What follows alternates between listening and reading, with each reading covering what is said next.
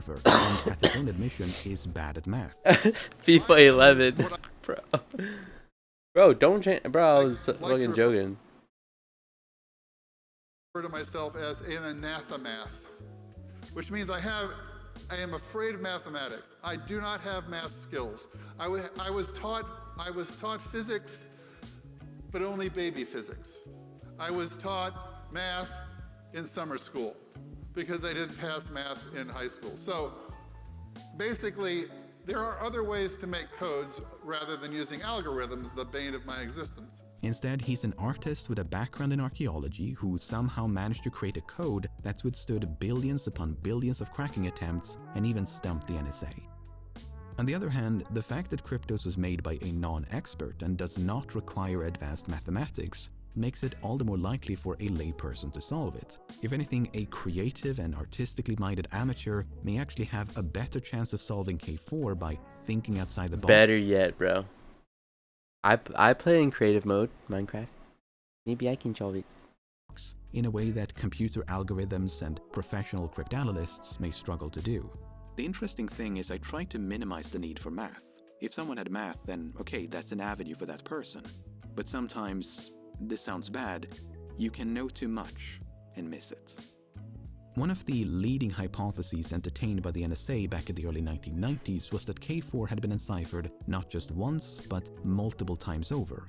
The idea is that Sanborn took the K4 plaintext and ran it through a Vigenère cipher like the one used to encode K1 and K2.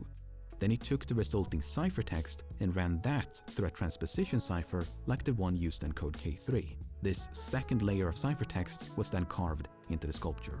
According to Edward Scheidt, the plan for K4 was to somehow conceal the English language to curb the use of frequency analysis, which, as we now know, was instrumental in solving the previous 3 segments.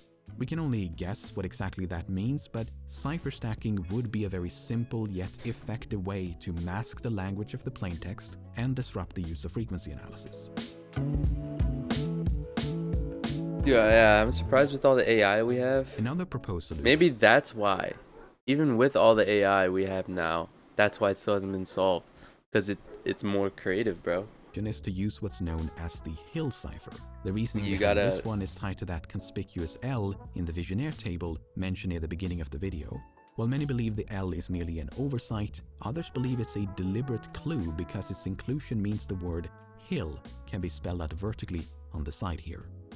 Others believe the solution has something to do with the letters DYAHR at the beginning of K3, which have this odd spacing that makes them stand out from the rest of the code. A possible anagram of these letters is the word Hydra, but whether that's meaningful is of course anyone's guess.